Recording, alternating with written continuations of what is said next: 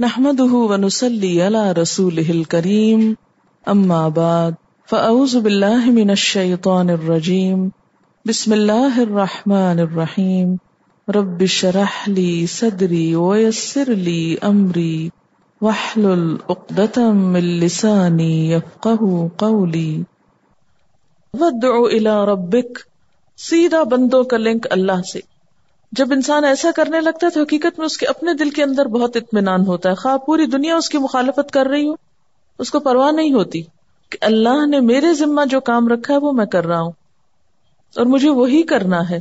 کیونکہ جتنے بھی جھگڑے کرنے والے ہوتے ہیں ان کا اصل مقصد کیا ہوتا ہے کہ آپ کو آپ کے کام سے روک دیں, آپ کے کام سے ہٹا دیں. اور اگر آپ ان کے ٹریپ میں آ گئے تو نتیجہ کیا ہوگا؟ کچھ بھی نہیں. یعنی دلیل سے کی ہوئی چھوٹی سی بات بھی کافی ہے. عموماً ہم سمجھتے ہیں کہ دلائل کے انبار لگا دینا اور محض اس کو نیچا دکھانے اور چپ کرانے کی کوشش میں بہت سی باتیں کر جانا, اس کا حل کچھ نہیں. کیونکہ جو نہ ماننے کی نیت سے آیا ہے یا جو آپ کو قبول نہیں کر رہا, وہ اگر آپ زمین کو بھی آسمان میں بدل دیں تو وہ آپ کو قبول نہیں کرے گا, کیونکہ اس کی نیت کچھ اور ہے. وہ محض الجھانا چاہتا ہے آپ کو, تو اس کے پھیر میں نہ آئیں. پیسفلی کہہ دیں بس ٹھیک ہے اللہ فیصلہ کر دے گا. وادع الی ربک, سیدھا بندوں کا لنک اللہ سے, بس بیچ میں اور کچھ نہیں. اسی لیے تو آگے شرک کی نفی ہے پھر, کیونکہ شرک کے لیے نہ کوئی سلطان ہے نہ علم ہے. سلطان یہاں اللہ کی طرف سے آئی ہوئی کوئی دلیل, اور علم سے مراد یہاں ریسرچ ہے. یعنی دنیا میں جتنی تحقیقات ہو رہی ہیں ان سے بھی کہیں ثابت نہیں ہوتا کہ ایک رب کے علاوہ کسی اور کے پاس بھی کوئی اختیارات ہیں. اگر لوگ سمجھتے ہیں تو یہ کیا ہے؟ دراصل لوگوں کی سنی سنائی باتیں, کہی کہلائی باتیں, ان کی حقیقت کچھ نہیں. یعنی شرک کی کوئی حقیقت نہیں سوائے اس کے کہ ایک پروپیگنڈا ہے اس کے پیچھے, جھوٹی کہانی ہے اس کے پیچھے, من گھڑت قصے ہیں اس کے پیچھے, محض آپ کا خیال ہے, حقیقت کچھ نہیں. یا ایھا الناس, اے لوگو, ضرب مثل, ایک مثال بیان کی جاتی ہے, فاستمعوا لہ, اس کو غور سے سنو. سمع اور استمع لہ, غور سے سنو, پوری توجہ سے سنو. ان الذین, بے شک وہ سارے, تدعون من دون اللہ, جنہیں تم اللہ کے سوا پکارتے ہو, یعنی سارے معبودان باطل جن کو تم نے معبود بنا رکھا ہے اللہ کے سوا, لن یخلقوا ذبابا, ہرگز پیدا نہیں کر سکتے ایک مکھی بھی, یعنی مکھی جیسی حقیر مخلوق کی تخلیق بھی نہیں کر سکتے. وَلَوِ اجْتَمَعُوا لَهُ, اگرچہ وہ سارے اکٹھے ہو جائیں, جمع ہو جائیں اس کام کے لیے. وَإِن يَسْلُبْهُمُ الذُّبَابُ شَيْئًا, اور اگر چھین لے ان سے مکھی کوئی چیز, لَا يَسْتَنْقِذُوهُ مِنْهُ, نہ چھڑا سکیں گے اس چیز کو اس مکھی سے. مکھی اگر ان کی کوئی چیز لے اڑے تو اس چیز کو بھی چھڑا نہیں سکتے یہ سارے مل کے. مکھی پیدا کرنا تو دور کی بات, مکھی کے منہ سے بھی کچھ لے نہیں سکتے واپس. یہاں پر آپ دیکھیے کہ ایک یسلب کا لفظ استعمال ہوا ہے, دوسرا یستنقذ کا ہوا.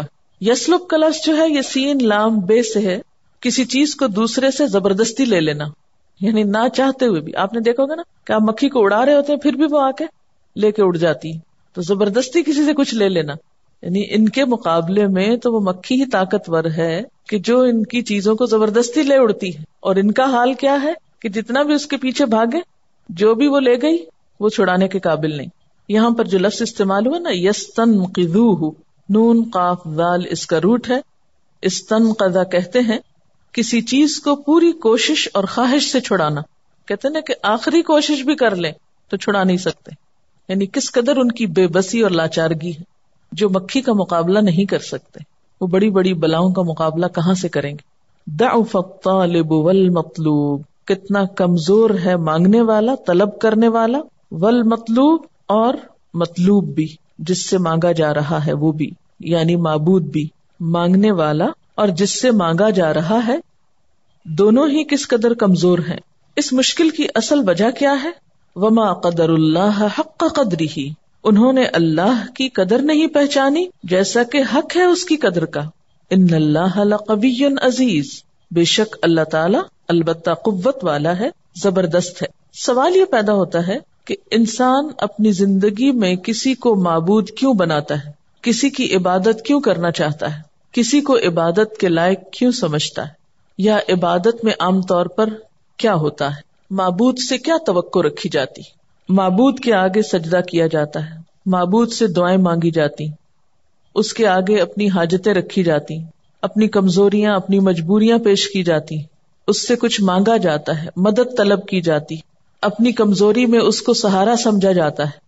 فرمایا کہ جن کو تم معبود سمجھتے ہو کیا وہ تمہارا سہارا بن سکتے ہیں؟ کیا تمہاری ضروریات پوری کر سکتے ہیں؟ کیا تمہیں کچھ بھی دینے پہ قادر ہیں یا کچھ بھی کرنے کی وہ ہمت یا سکت رکھتے ہیں؟ دیکھو وہ تو خود اتنے کمزور ہیں، اتنے بے بس ہیں کہ مکھی جیسی حقیر چیز بھی پیدا نہیں کر سکتے۔ حقیر کیوں کہا جا رہا ہے؟ کہ بیچاری جہاں بیٹھتی اس کو اڑا ہی دیا جاتا ہے، کوئی اس کو پسند نہیں کرتا، یہ بالکل ایک معمولی ناکارہ بظاہر۔ اور پھر پیدا کرنا تو کیا، مکھی اگر ان کی کسی چیز پہ بیٹھ کر کچھ لے اڑے تو یہ اس سے چھڑا نہیں سکتے۔ جب یہ مکھی سے کچھ نہیں چھڑا سکتے تو تمہیں مصیبتوں سے دنیا میں کیسے چھڑا سکتے ہیں، تمہاری مشکلات میں کیسے کام آ سکتے ہیں، اور پھر قیامت کے دن تمہیں کس طرح بخشوا سکتے ہیں، عذاب سے تمہیں کیسے چھڑا سکتے ہیں۔ اور یاد رکھیں کہ یہ بات محض پتھر کی مورتیوں کے لیے نہیں کہی جا رہی، اس میں وہ لوگ بھی شامل ہیں، کیونکہ یہ تو سب جانتے ہیں کہ پتھر کی مورتی کچھ نہیں بنا سکتی، یہ توقع عام طور پر پتھر کی مورتی سے تو نہیں رکھی جاتی۔ اس میں وہ انسان، وہ بزرگ ہستیاں، وہ سب بھی شامل ہیں جنہیں انسانوں میں سے کچھ کرنے کے لائق سمجھا گیا یا جنہیں انسانوں میں سے مشکل کشا یا حاجت روا سمجھ لیا گیا کہ وہ تمہاری مشکلیں کیسے آسان کرا سکتے، تمہاری حاجتیں کہاں سے پوری کریں گے، جن کے لیے ایک مکھی کے منہ سے کچھ چھڑانا مشکل ہے خود۔ اور مکھی کے منہ سے چھڑانا کیا، عام طور پر آپ دیکھیں کہ عبادت کے ساتھ ساتھ نظر و نیاز کا سلسلہ بھی ہوتا ہے۔ لوگ جن کی عبادت کرتے ہیں ان کے نام پر کچھ خرچ بھی کرتے ہیں۔ مثلا آپ کسی بھی عبادت گاہ میں جائیں، وہاں صدقہ خیرات کا سلسلہ ہوتا ہے، کیونکہ یہ عبادت کا ایک حصہ ہے۔ بعض جگہ ایسی ہوتی کہ جہاں پر لوگ فی سبیل اللہ کھانا لا کے رکھتے ہیں، فرمایا کہ اس کھانے میں سے مکھی کچھ لے اڑتی ہے تو وہ معبود بےچارے جن کے لیے یہ کھانا رکھا گیا تھا وہ تو مکھی سے اس کا بدلہ بھی نہیں لے سکتے، مکھی کو پکڑ کے اپنا کھانا واپس بھی نہیں لے سکتے، حالانکہ وہ بہت تھوڑا لے کے جاتی، اور اتنی تھوڑی چیز واپس نہیں لوٹا سکتے اپنی، وہ تو اپنا حق بھی نہیں محفوظ کر سکتے، وہ تو اپنے حق کا بھی دفاع نہیں کر سکتے۔ مکھی جیسی چیز بھی ان کو عاجز کر دیتی، تو وہ تمہاری بڑی بڑی مشکلات کہاں سے حل کریں گے، تمہارے حقوق کا دفاع کہاں سے کریں گے، تمہیں کیسے حفاظت بخشیں گے؟ جو مکھی جیسی آفت سے خود نہیں بچ سکتے وہ تمہیں آفتوں سے کہاں بچائیں گے؟ تو جس کا معبود اتنا کمزور ہو پھر وہ مانگنے والا بیچارہ کتنا کمزور ہوگا، کیونکہ مانگنے والے یا عابد یا عبادت کرنے والے کی کمزوری کو کون دور کرتا ہے؟ معبود۔ تو اسی لیے کیا فرمایا، ضعف الطالب والمطلوب، دونوں ہی کمزور ہیں۔ دینے والا جب کمزور ہے تو لینے والے کی کمزوری دور کیسے ہوگی؟ وہ بھی کمزور ہی رہے گا، ہے اور رہے گا، کچھ نہیں حاصل ہوگا اس کو۔ اور پھر اللہ کے سوا دوسروں کی طرف انسان کا مائل ہونا، دراصل اس کا سبب کیا ہے؟ ما قدر اللہ حق قدری، انہوں نے اللہ کی قدر نہیں کی، اللہ کی عظمت کو نہیں پہچانا، ان کے پاس اللہ کی معرفت نہیں۔ اگر یہ اللہ تعالیٰ کو پہچان لیتے، اس کی عظمت، اس کی قدرت، اس کے کمال، اس کی بزرگی کو جان لیتے تو یہ اس کو چھوڑ کر کسی دوسرے کی طرف نظر اٹھا کے بھی نہ دیکھتے، مانگنا تو دور کی بات۔ جیسے قیامت کے دن لوگ اللہ کو دیکھیں گے نا، خوش قسمت لوگ اللہ تعالیٰ کے دیدار سے اتنا خوش ہو جائیں گے کہ کسی دوسری چیز کی طرف پھر ان کی نظر بھی نہ جائے گی۔ نبی صلی اللہ علیہ وسلم جب معراج کے موقع پر گئے تھے 7ویں آسمان پر، تو جو نور آپ کو نظر آ رہا تھا، یا جو بھی اذ یغشی السدرۃ ما یغشی، اس سدرہ پہ جو کچھ چھا رہا تھا، تو اس کے بارے میں آتا نا ما زاغ البصر وما طغی، نگاہ ادھر ادھر نہ ہوئی. یعنی ایک جیسے کہتے ہیں نا کہ مسحور ہو جاتا ہے انسان کہ نگاہ ہٹا کے نہ دیکھا کہیں اور، اسی نقطے پہ فوکس رکھا جس طرف کو یہ محسوس ہوا کہ ادھر اللہ تعالیٰ کی ذات ہے. قیامت کے دن بھی جو لوگ اللہ تعالیٰ کو دیکھیں گے تو وہ ادھر ادھر دیکھ ہی نہ سکیں گے، نگاہ اٹھانے کو دل ہی نہیں چاہے گا. کہ کسی بھی خوبصورت چیز کو یا کسی بھی پسندیدہ چیز کو جب آپ دیکھتے ہیں تو دیکھتے چلے جاتے ہیں، آپ کی نگاہ ادھر ادھر نہیں جاتی، نگاہ ہٹانے کو دل نہیں چاہتا. اسی طرح اگر انہیں اللہ تعالیٰ کی معرفت ہوتی، اللہ تعالیٰ کی قدر ہوتی، اللہ تعالیٰ کی پہچان ہوتی، تو یہ تو کسی دوسرے کی طرف نگاہ تک نہ اٹھاتے، کسی اور کا خیال بھی ان کے دل میں نہ جاتا. اتنی عظیم ہستی کے بعد کسی اور کی طرف دیکھنا حماقت نہیں تو اور کیا ہے. عقل ماری گئی ان لوگوں کی، انہوں نے اللہ کی قدر ہی نہیں پہچانی، اس کا حق ہی نہیں پہچانا. قدردانی ہی شکر لاتی ہے، اور شکر سے ہی عبادت کا لطف آتا ہے. جس کے اندر اپنے رب کی قدر نہ ہو، اس کے دل میں اس کا شکر بھی نہیں ہو سکتا. دوسری طرف تو نظر وہی اٹھا کے دیکھتا ہے نا جو رب سے مایوس ہو چکا ہو، یا جس کو رب کی قدرتوں کی پہچان نہ ہو، جو دن رات اپنے آس پاس ہونے والے واقعات جو رب کی قدرت سے رونما ہوتے ہیں، جس کو وہ نظر نہ آتے ہو. ایک ہوتا ہے نا لفظ انڈر ایسٹیمیٹ کرنا، انہوں نے اللہ تعالیٰ کو انڈر ایسٹیمیٹ کیا ہے. یہ ان لوگوں کی انڈر ایسٹیمیشن ہے.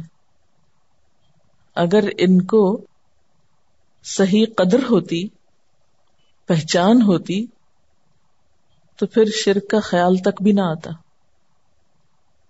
اصل میں شرک ایمان کی کمزوری سے ہی پیدا ہوتا ہے نا.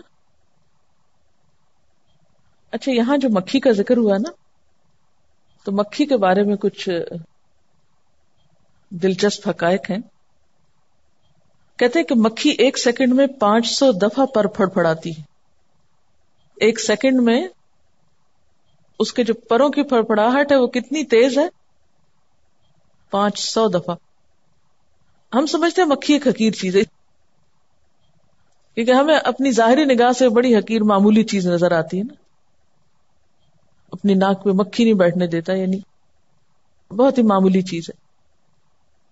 انسان نے آج تک کوئی ایسی مشین ایجاد نہیں کی جو اتنے کم وقت میں اتنی تیز حرکت کر سکے. اللہ تعالیٰ کہتا ہے نا کہ مکھی نہیں بنا سکتے سارے مل کر، تو واقعی وہ لٹرلی مکھی بھی نہیں بنا سکتے، لیکن مکھی جو کچھ کرتی ہے اس جیسا فنکشن کرنے والی کوئی مشین بھی نہیں بنا سکا ابھی تک انسان. کیونکہ اگر اتنی تیزی سے کسی موٹر سے کام لیا جائے، یعنی 1 سیکنڈ میں 500 دفعہ اس کو حرکت کرنا ہو تو موٹر جل جائے. لیکن آپ دیکھیں کہ اتنی حرکت کرنے کے باوجود مکھی کے پٹھوں میں، جوڑوں میں کوئی اثر نہیں ہوتا، کوئی اس کا نقصان نہیں ہوتا. اور وہ اتنی تیزی سے چونکہ حرکت کرتی ہے تو اس لیے کوئی بیچارہ معبود باطل اسے پکڑے گا کیسے. مکھی کی آنکھوں میں موجود 6 کونوں والے لینسز عام لینسز کی نسبت زیادہ بڑا ایریا دیکھنے کی صلاحیت رکھتے ہیں. یعنی مکھی کی آنکھ میں جو لینزز ہیں وہ 6 کونوں والے ہیں. کچھ مکھیوں میں لینزز کی تعداد 5000 تک ہوتی، اور اس کی جو ساخت ہے، یعنی آنکھ کی جو ساخت ہے، اس سے صرف آگے نہیں پیچھے بھی دیکھا جا سکتا ہے. اسی لیے ایک تو لینزز اتنے زیادہ ہیں، پھر یہ کہ 6 کونوں والے لینزز ہیں. اسی لیے اگر آپ پیچھے سے چپکے سے بھی آ رہے ہوں اس کو پکڑنے تو بھی اڑ جاتی، اس کو پتہ چل جاتا ہے. وہ صرف آگے نہیں دیکھتی، پیچھے بھی دیکھتی. پھر یہ کہ مکھیاں عام جانداروں کی طرح خوراک کو اپنے منہ میں ہضم نہیں کرتی، بلکہ جسم کے باہر خوراک کو ہضم کرنے کا کام کرتی. اللہ تعالیٰ نے کہا کہ تم ان سے وہ پکڑ نہیں سکتے. کیوں؟ عام طور پہ ہمارا خیال کیا کہ مکھی نے منہ میں لیا اور شاید پیٹ میں لے گی. وہ پیٹ میں نہیں لے جاتی، وہ اپنی غذا کو جسم کے باہر ڈائجسٹ کرتی. تو جب پتہ ہی نہیں کہ وہ چیز گئی کہاں، یہ تو ابھی تحقیقات سے یہ بات پتہ چلی، اور شرک تو ہزاروں سال سے ہوتا آ رہا ہے. اللہ تعالیٰ فرماتے ہیں کہ تم اس سے وہ واپس بھی نہیں لے سکتے. کہتے ہیں کہ مکھیاں خوراک کے اوپر ایک خاص قسم کا مائع ڈالتی ہیں جو کہ خوراک کو ایسی حالت میں تبدیل کر دیتا ہے کہ مکھیاں اس کو اپنے اندر ابزارب کر سکیں. یعنی ایسا لکوڈ یا ایسا کیمیکل ریئیکشن ہوتا ہے کہ وہ چیز کی جو ماہیت ہوتی ہے وہ فوراً بدل جاتی. اب کوئی چیز مکھی نے اڑائی اور اڑانے سے پہلے اس نے اس پہ ایسی چیز ڈال دی کہ جس سے اس چیز کی کیفیت بھی تبدیل ہو گئی. اب کہاں سے چھڑائیں گے؟ گئی وہ چیز. ایک تو یہ نا کہ اڑا کے لے گئی، یہ بھی ایک بات ہے، لیکن اڑانے کے ساتھ ہی اس میں اس نے ایسی تبدیلی کر دی کہ اصل چیز ختم، وہ کچھ اور بن گئی. تو اگر آپ اس سے کسی طرح چھینے بھی تو کیا چھینیں گے؟ وہ آپ کی اصل چیز رہی کوئی نہیں، وہ کچھ اور بن چکی ہے. کہتے ہیں کہ ایک مادہ مکھی 1 ملی میٹر جگہ پر 150 انڈے دیتی ہے. مادہ مکھی 2.5 ماہ تک زندہ رہتی. اس عرصے میں 600 سے 1000 تک انڈے دیتی. انڈے میں سے 12 گھنٹے میں بچہ نکل آتا ہے جسے میگٹ کہا جاتا ہے. اس وقت اس کی ٹانگیں نہیں ہوتی، لیکن اگلے 6 دنوں میں یہ مکمل مکھی بن جاتا ہے. گھریلو مکھی کی ٹانگوں پہ چھوٹے چھوٹے بال ہوتے ہیں جس میں وہ جراثیم سمیٹ لیتی اور مختلف بیماریاں پھیلاتی، مثلا ٹائیفائڈ، کالرا، ڈائریا، ڈائسنٹری وغیرہ. مکھی کی آنکھ دراصل بہت سے 6 کونوں والے لینزز سے مل کر بنتی ہے. ان لینزز کے 6 طرفہ ہونے کی وجہ سے وہ بہت بڑے ایریے کو دیکھ سکتی ہے. پھر یہ کہ آنکھ کی جو گولائی ہے وہ ابھری ہوئی ہوتی ہے، یعنی باہر کی طرف ہوتی. مکھی کا نچلا ہونٹ ایک سونڈ کی شکل کا ہوتا ہے. اس کے باہر مکھی کا کھانا جمع ہوتا ہے جس کو وہ ایک لکوڈ سے کور کر لیتی ہے. وہ لکوڈ خوراک کو ایک خاص حالت میں تبدیل کرتا ہے تاکہ اسے فوراً ہضم کر لے. یوں پمپنگ ایکشن کے ذریعے سک کی جانے والی خوراک جسم کے اندر پھر اس ٹرنک کے ذریعے جاتی ہے، یعنی تبدیل ہو کر جاتی. اسی لیے کہا گیا کہ اگر وہ کچھ چھین لے تو اس کو وہ واپس بھی نہیں لے سکتے. اللہ یستفی من الملائکۃ رسلا ومن الناس. حقیقت یہ ہے کہ اللہ اپنے پیغامات پہنچانے کے لیے پیغام رساں چن لیتا ہے انسانوں میں سے بھی اور فرشتوں میں سے بھی. اور یہ پیغمبر یا فرشتے جو ہیں یہ مامور ہیں، معبود نہیں، رسل ہیں. اور اللہ اعلم حیث یجعل رسالتہ. اللہ زیادہ جانتا ہے کہ اپنی رسالت کہاں بھیجے، کس کے ذریعے بھیجے، یعنی اپنے پیغامات کس کے ذریعے روانہ کرے انسانوں تک.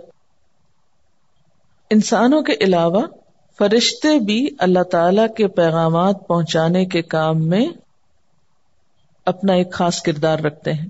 مثلا حضرت جبریل علیہ السلام کے بارے میں کیا آتا ہے کہ وہ وحی لاتے تھے.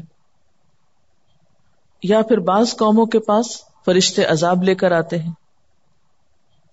ان اللہ سمیع بصیر. بے شک اللہ تعالیٰ سننے والا ہے، دیکھنے والا ہے. یعلم ما بین ایدیہم وما خلفہم. وہ جانتا ہے جو ان کے آگے ہے اور جو ان کے پیچھے ہے، یعنی ماضی اور مستقبل کا علم اللہ کے پاس ہے. کن کے؟ ان پیغمبروں کے. وَإِلَى اللَّهِ تُرْجَعُ الْأُمُورِ. اور اللہ کی طرف لوٹائے جائیں گے سب کام. جب سارے معاملات اللہ کی طرف لوٹائے جائیں گے تو کوئی بھی پھر نافرمانی کر کے کہاں جائے گا؟ واپسی تو اللہ ہی کی طرف ہے. اس لیے اب ایمان والوں کو خطاب ہے، یا ایھا الذین آمنوا، اے لوگو جو ایمان لائے ہو، ارکعوا، رکوع کرو، واسجدوا، اور سجدہ کرو، وَاعْبُدُوا رَبَّكُمْ، اور اپنے رب کی عبادت کرو، وَافْعَلُوا الْخَيْرَ، اور خیر کے کام کرو، اور کرو خیر. لفظی ترجمہ کیا؟ وَافْعَلُوا، اور کرو الخیر، بھلائی یا خیر، نیکی. لَعَلَّكُمْ تُفْلِحُونَ، تاکہ تم فلاح پاؤ. دوسرے لوگ جو کچھ کرتے ہیں ان کے عمل ان کے ساتھ، اپنے اعمال کی فکر کرو، رکوع، سجدے اور عبادت کی فکر کرو. اور صرف ریچولز ہی نہیں، الخیر، بھلائی کے سارے کاموں کی طرف دوڑو. وہ بھلائی خواہ انسانوں کے ساتھ ہو یا جانوروں کے ساتھ، تمہاری بھلائی کا اثر ساری مخلوق کو پہنچنا چاہیے. وَافْعَلُوا الْخَيْرَ، کیوں؟ لَعَلَّكُمْ تُفْلِحُونَ، تاکہ تم کامیاب ہو جاؤ. اب آپ دیکھیں کہ کامیابی کا راز کس چیز کو بتایا گیا؟ ایک طرف عبادات کی پابندی اور دوسری طرف خیر کے کام کرنا، بھلائی کے کام. ہم عموماً کیا کرتے ہیں کہ اگر کوئی سوشل ورک کر رہے ہیں، کوئی عام لوگوں کی بھلائی کا کام کر رہے ہیں تو نماز روزے سے غافل ہو جائیں گے، اور اگر نماز روزہ کر رہے ہیں تو انسانوں کی بھلائی یا مخلوق کی بھلائی سے غافل ہو جائیں گے. جبکہ کرنا کیا ہے؟ ایک طرف رکوع سجدہ اور عبادات، اور دوسری طرف وفعلوا الخیر، الخیر ساری بھلائیاں، سب اچھے کام. جیسے کہ ایک اور جگہ پر آتا ہے فاستبقوا الخیرات، نیکیوں میں سبقت کرو، آگے بڑھو. اور ذاتی زندگی میں عبادات اور نیکی کے کام، خدمت خلق کے علاوہ ایک تیسرا کام بھی کرو، اور وہ کیا ہے؟ وجاہدوا فی اللہ، جہاد کرو اللہ میں. یہاں پر مضاف محذوف ہے، اصل میں تھا فی سبیل اللہ، لیکن مضاف کو یہاں پر محذوف کر کے فی اللہ کا لفظ زیادہ تاکید پیدا کر رہا ہے مقصد میں. وجاہدوا فی اللہ، اور جہاد کرو اللہ میں. جہاد کا کیا مطلب ہے؟ جہاد کا لفظ جیم ہے دال سے ہے، جہد سے. کسی مقصد کے حصول میں پوری طاقت خرچ کرنا، اس کے لیے کوشش اور مشقت کرنا، کسی مقصد کو پانے کے لیے پوری کوشش کرنا، اور صرف کوشش نہیں، مشقت بھی کرنا. اور یہاں پر تو ساتھ کیا فرمایا؟ حق کا جہادی ہی، جیسا کہ حق ہے اس کے جہاد کا. ابن عباس کہتے ہیں حق کے جہاد یہ ہے کہ جہاد میں اپنی پوری طاقت خرچ کرے اور کسی ملامت کرنے والے کی ملامت پر کان نہ لگائے. اور یہاں پر مقصد کیا ہے؟ فی اللہ، اللہ کی رضا پانا، وہ ہے نا وَادْعُ إِلَىٰ رَبِّكَ. تو جہاد کا اصل مقصد کیا ہے؟ انسانیت کو رب کی طرف بلانا، اللہ کی رضا حاصل کرنے کے لیے خود بھی عبادت کرنا، نیکی کے کام کرنا، اور دوسری انسانیت کو بھی اسی طرف لے آنا. کیوں کرو؟ هو اجتباکم، اس نے چن لیا ہے تم کو، اس نے تمہیں اس کام کے لیے چن لیا، تمہیں یہ کام دیا. تم کون ہیں یہاں؟ اس آیت کا اصل خطاب تو حضور صلی اللہ علیہ وسلم اور آپ کے ساتھیوں کی طرف ہے، یعنی پہلے درجے پر ان سے خطاب ہے. لیکن ان کے بعد جو بھی آپ کی پیروی کریں، دنیا کے کسی بھی علاقے میں، کسی بھی دور میں، وہ ایک خاص گروہ تھا جسے اللہ تعالیٰ نے اس کام کے لیے چنا. پوری دنیا میں ایک طرف ایرانی سلطنت تھی، دوسری طرف رومی سلطنت تھی، ترقی یافتہ علاقے تھے، اپنے دور کے سپر پاورز تھے. ان دونوں کو چھوڑ کر بیچ کے ایک غیر آباد اور ایک نسبتاً غیر متمدن علاقے کے لوگوں کو چن لیا گیا اس کام کے لیے. اصل میں انہیں یہاں لا کے بسایا بھی اسی لیے گیا تھا، جیسے اسی صورت میں پیچھے آتا ہے نا وَإِذْ بَوَّأْنَا لِإِبْرَاهِيمَ مَكَانَ الْبَيْتِ أَلَّا تُشْرِكْ بِي شَيْئًا، کہ ہم نے ابراہیم علیہ السلام کے لیے اس جگہ کو چنا تھا. پوری دنیا شرک سے بھری ہوئی ہے، یہاں لا کے ویرانے میں بساؤ، یہاں پر وہ نسل تیار ہو. حضرت ابراہیم علیہ السلام نے اس گروہ کے لیے دعا مانگی تھی. پھر اللہ تعالی نے ایک مناسب وقت پر اس گروہ کے اندر ایک رسول اٹھایا، اس نے ان کو اللہ کا دین سکھایا.